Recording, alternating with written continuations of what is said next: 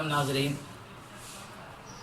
دارالعلوم دیوبند کی جانب سے رمضان المبارک کے سلسلے میں مختلف عنوان سے کچھ ہدایات آئی ہیں۔ انہی ہدایات کو آپ تک پہنچانا اپنی ذمہ داری سمجھتا ہوں۔ چنانچہ پہلا عنوان ہے رمضان کا روزہ۔ آپ حضرات کو یہ معلوم ہے کہ رمضان کا روزہ اسلام کا ایک اہم ترین فریضہ ہے اور ایک اہم رکن ہے۔ بلا عذر شرعی رمضان کا روزہ نہ رکھنا بہت بڑا گناہ ہے، لہٰذا تمام مسلمانوں کو چاہیے کہ رمضان کے روزوں کا خاص اہتمام کرے۔ لاک ڈاؤن کی وجہ سے سب لوگ گھروں میں ہیں، اس لیے کام کاج کا کوئی عذر بھی نہیں ہے۔ بہت سے لوگ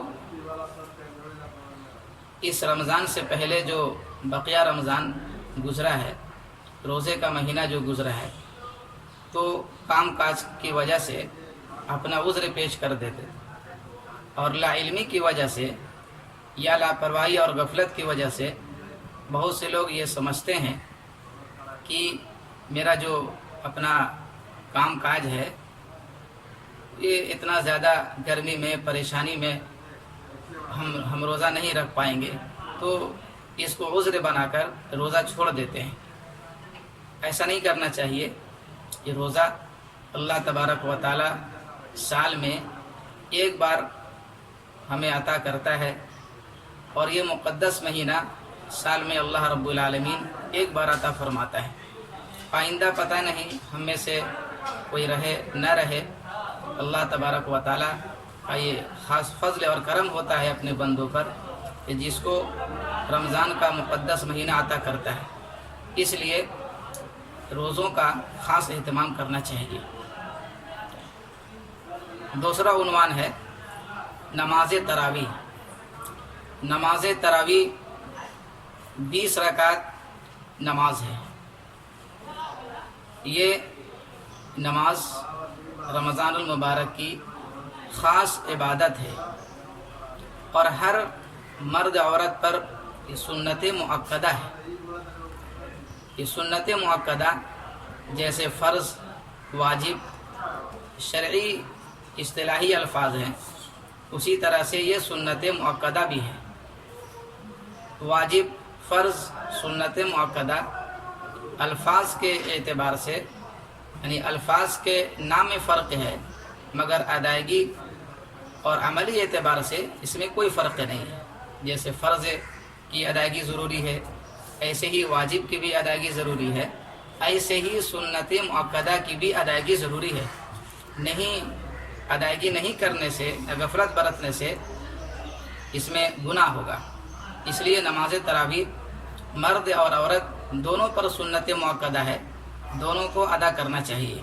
لہٰذا ماہ رمضان میں تراویح کا خاص اہتمام کیا جائے۔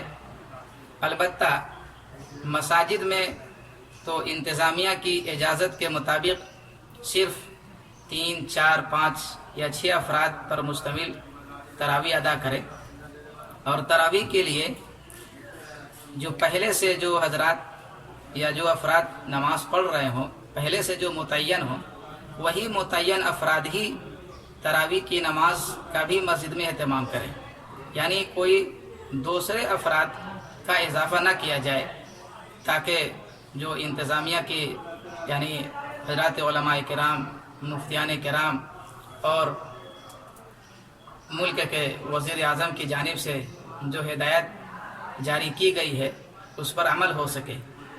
اور جو بقیہ حضرات ہیں وہ سب کے سب جب تک لاک ڈاؤن کا سلسلہ ہے تو برائے مہربانی وہ مسجد میں آنے کی کوشش نہ کرے، بلکہ وہ اپنے گھر ہی پر نماز تراویح ادا کر لیں۔ اگر چند افراد جمع ہو جائیں گھر کے تو 2، 4، 5 آدمی مل کر کے جماعت کی شکل میں تراویح کی نماز ادا کر لیں، اور اگر کوئی نہیں ہے تو تنہا پڑھ لیں۔ دونوں طرح سے اختیار ہے۔ عورت بھی انفرادی طور پر ضرور نماز تراویح ادا کریں۔ تیسرا عنوان ہے گھر میں نماز اور عبادت کے لیے کوئی کمرہ خاص کرنا۔ آج کل لاک ڈاؤن کی وجہ سے اکثر لوگ گھر ہی میں نماز پڑھ رہے ہیں، تو لہٰذا جن لوگوں کا گھر وسیع اور کشادہ ہو یعنی بڑا ہو تو انہیں نماز کے لیے کوئی کمرہ خاص کر لینا چاہیے تاکہ سب اہل خانہ وہیں نماز ادا کر سکیں اور وہیں قرآن پاک کی تلاوت، ذکر و اذکار اور نوافل کا اہتمام کر سکیں۔ اور اگر گھر والوں میں سے کوئی شخص رمضان کی راتوں میں جاگ کر عبادت کرنا چاہیں تو وہ بالکل اطمینان کے ساتھ اپنے اس مخصوص کمرے میں رات جاگ کر کے عبادت کر سکیں اور دوسروں کو تکلیف نہ ہو۔ ہاں، اگر گھر میں کچھ مرد ایسے بھی ہیں کہ جن کا عورتوں سے پردہ ہے تو وہ عورتیں، تو اس میں دو صورت ہے کہ یا تو عورت اور مرد کا دونوں کے نماز اور ذکر و اذکار کا کے اوقات الگ الگ کر دیے جائیں کہ مرد پہلے پڑھ لیں اور عورتیں بعد میں پڑھیں، یا عورتیں بعد میں پڑھیں اور مرد حضرات پہلے پڑھ لیں، تو اس طرح سے یہ شکل بن سکتی ہے۔ اور دوسری صورت یہ ہے کہ دونوں کی جگہ الگ الگ کر دیا جائے، مردوں کے لیے یہ کمرے مخصوص کر دیے جائیں اور عورتوں کے لیے دوسرا کمرہ مخصوص کر دیا جائے، یا اگر مخصوص نہیں تو اور بھی کوئی دوسری جگہ ہو وہاں پر نماز پڑھ لے۔ یہ ہدایت ہیں۔ اور اس سلسلے میں چوتھا عنوان ہے رمضان کے آخر عشرے کا اعتکاف۔ یہ بات بھی آپ حضرات قریب قریب جانتے ہوں گے کہ رمضان کا اعتکاف سنت مؤکدہ علی الکفایہ ہے۔ سنت مؤکدہ علی الکفایہ کا مطلب یہ ہوتا ہے کہ محلے کے چند افراد یا ایک فرد بھی اگر اس کام کو کر لیا تو تمام محلے والوں کی جانب سے وہ ادا ہو جاتا ہے، اور اگر کسی نے بھی نہیں کیا تو سب کے سب گناہ گار ہوں گے۔ تو اس لیے رمضان کے آخر عشرے کے اعتکاف کے سلسلے میں یہ ہدایت یہ ہے کہ سنت مؤکدہ علی الکفایہ ہے، اور موجودہ حالات میں مسجد کی نماز باجماعت کے لیے متعین نمازیوں میں سے کوئی ایک بھی اعتکاف کر لے۔ ابھی جو موجودہ صورتحال ہے، لاک ڈاؤن کا سلسلہ جو چل رہا ہے، تو جو لوگ پہلے سے جو نماز تراویح اور 5 وقتہ جو نماز مسجد میں ادا کر رہے ہیں، انہی میں سے کوئی ایک آدمی یا 2 آدمی اعتکاف کر لے، یہ کافی ہے۔ باہر سے یعنی محلے والوں کو اعتکاف سے ابھی اس وقت میں پرہیز کرنا چاہیے۔ ہاں، اگر لاک ڈاؤن کا سلسلہ ختم ہو جائے تو محلے والے بھی کر سکتے ہیں، اجازت ہے۔ لیکن یہاں پر رک کر کے آپ ایک بات یاد رکھیں کہ گھر کی مسجد میں عورت تو اعتکاف کر سکتی ہے، مگر مرد حضرات کے لیے گھر کی مسجد میں اعتکاف کرنا صحیح نہیں ہوگا، درست نہیں ہوگا۔ مرد کے لیے شرعی مسجد میں اعتکاف کرنا ضروری ہے۔ یعنی شرعی مسجد کا مطلب یہ ہوتا ہے کہ جہاں جس مسجد میں باضابطہ 5 وقت نماز کی ادائیگی ہوتی ہو۔ آخر عشرے کی طاق راتیں، رمضان کے آخر عشرے کی طاق راتوں میں شب قدر کی تلاش میں شب برات کی طرح اپنے اپنے گھروں میں رہ کر ہی انفرادی طور پر نوافل، تلاوت قرآن اور ذکر و اذکار کریں۔ اس کے لیے گھروں سے باہر نکلنے کی ضرورت نہیں ہے۔ مساجد میں جمع ہونے یا پاس پڑوس کے مکانات میں جانے سے پرہیز کیا جائے۔ جیسے آج کل لاک ڈاؤن کا سلسلہ چل رہا ہے، اس وقت کے لیے یہ ہدایت ہے۔ لیکن اگر لاک ڈاؤن کا سلسلہ ختم ہو جائے تو بھی مسئلے میں یہ لکھا ہے فقہ حنفی میں کہ جو فضائل والی راتیں ہیں، یعنی جن جن راتوں کی فضیلت بتائی گئی ہے، ان راتوں میں مسجد میں جمع ہونا، اجتماعی طور پر اکٹھا ہو کر کے عبادت کرنا، یہ مکروہ بتلایا گیا ہے۔ ایک شکل تو یہ ہے کہ بغیر کسی تداعی کے، بغیر کسی دعوت کے، یعنی بغیر کسی بلانے کے الگ الگ طور پر لوگ جمع ہو گئے، تو یہ الگ بات ہے۔ لیکن آج کل کی جو صورتحال ہے وہ یہ ہے کہ لوگ اپنے طور پر یہ سمجھتے ہیں کہ یہ جیسے شب برات میں یا شب قدر میں مسجد ہی میں یہ نوافل اور دیگر عبادات کی ادائیگی ہونی چاہیے اور یہ بہتر ہے۔ تو اگر کوئی یہ سمجھ کر کے مسجد میں جمع ہوتا ہے کہ یہ فضیلت کی رات ہے، تو فضیلت کی رات میں مسجد ہی میں جانا ضروری ہے یا مسجد میں جانا چاہیے، مسجد میں جانے سے زیادہ ثواب ملے گا، تو یہ فقہ حنفی کے اعتبار سے یہ درست نہیں ہے۔ نفلی نماز اور نفلی جو ذکر و اذکار ہیں، اس میں اصل میں اللہ تبارک و تعالیٰ کو انفرادیت ہی مطلوب ہے۔ اللہ تبارک و تعالیٰ یہ چاہتا ہے کہ نفل نماز ہمارے اور بندوں کے درمیان، تو ظاہر ہے کہ جب انسان الگ ہو کر کے، سب سے الگ تھلگ ہو کر کے اللہ کی بارگاہ میں حاضر ہوگا، اللہ کے سامنے عبادت کرے گا، تو اس کے اندر اخلاص زیادہ ہوگا۔ تو اخلاص مطلوب ہے، تو اس لیے ان سب باتوں کا لحاظ کرتے ہوئے آپ ابھی بھی مسجد کے بجائے گھروں میں ہی عبادت کریں، اور اگر لاک ڈاؤن کا سلسلہ ختم ہو جائے تو بھی گھر ہی میں عبادت کرنا بہتر ہے۔ اور یہ عنوان ہے کہ صدقہ فطر اور روزوں کے فدیے سے مسلمان مستحقین کی مدد۔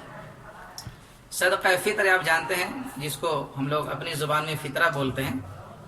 صدقہ فطر اور عید الفطر کے دن صبح صادق کے وقت واجب ہوتا ہے۔ یہ جو صدقہ فطر ہے یعنی فطرہ، یہ عید الفطر کے دن صبح صادق کے وقت واجب ہوتا ہے، اس سے پہلے اس کی ادائیگی واجب نہیں۔ لیکن اگر کوئی شخص رمضان میں یا رمضان سے پہلے ادا کرنا چاہے تو یہ بھی جائز ہے۔ مفتابی قول یعنی جس پر فتویٰ ہے وہ یہی ہے کہ یہ رمضان میں کوئی ادا کرنا چاہے، یعنی عید آنے سے پہلے اب چاہے رمضان میں ادا کرے یا رمضان سے پہلے ادا کر دے، تو یہ دونوں صورت جائز ہے، اور واجب عید کے دن ہوتا ہے۔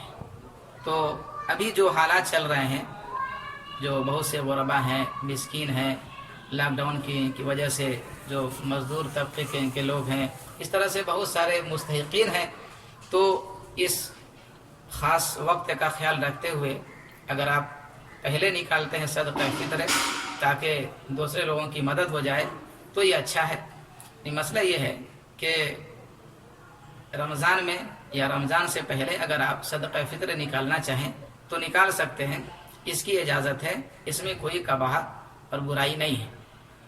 اسی طرح سے جو شخص اتنا معذور ہو کہ وہ روزہ رکھ ہی نہیں سکتا، جیسے بہت بوڑھا ہے، اتنا بوڑھا ہو گیا آدمی، اتنا بوڑھا ہو گیا کہ اب وہ روزہ رکھنے پر قادر ہی نہیں ہے، یا اتنا زیادہ مرض میں مبتلا ہو گیا، اب ڈاکٹر نے فیصلہ کر دیا کہ اب یہ روزہ رکھنے کے قابل نہیں ہے، تو اس کو معذور کہا جاتا ہے۔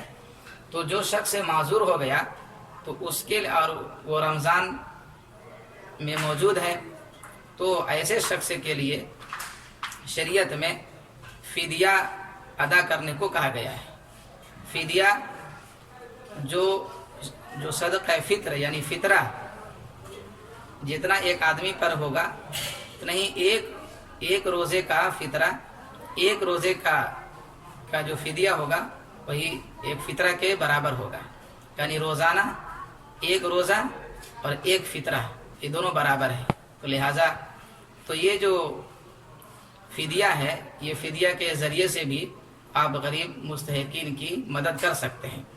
ہاں، یہ ذہن میں رہے کہ صدقہ فطر تو رمضان سے پہلے نکال سکتے ہیں، مگر یہ جو فدیہ ہے یہ فدیہ رمضان سے پہلے نکالنا درست نہیں ہے۔ جب وہ جو معذور ہے وہ رمضان کو پا لے گا، یعنی رمضان کے مہینے میں یہ فدیہ نکالنا درست ہوگا۔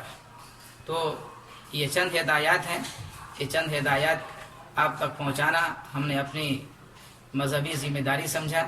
اللہ تبارک و تعالیٰ سے خاص کر کے اس رمضان میں دعا کریں کہ اللہ تبارک و تعالیٰ یہ جو مرض وبائی شکل اختیار کر لیا ہے، اللہ تبارک و تعالیٰ ہم سب کو، پوری دنیا میں بسنے والے انسان کو اس سے نجات عطا فرمائے۔ اللہ تبارک و تعالیٰ ہمیں اور آپ کو کہنے سننے سے زیادہ عمل کی توفیق عطا فرمائے۔ وآخر دعوانا ان الحمد للہ رب العالمین۔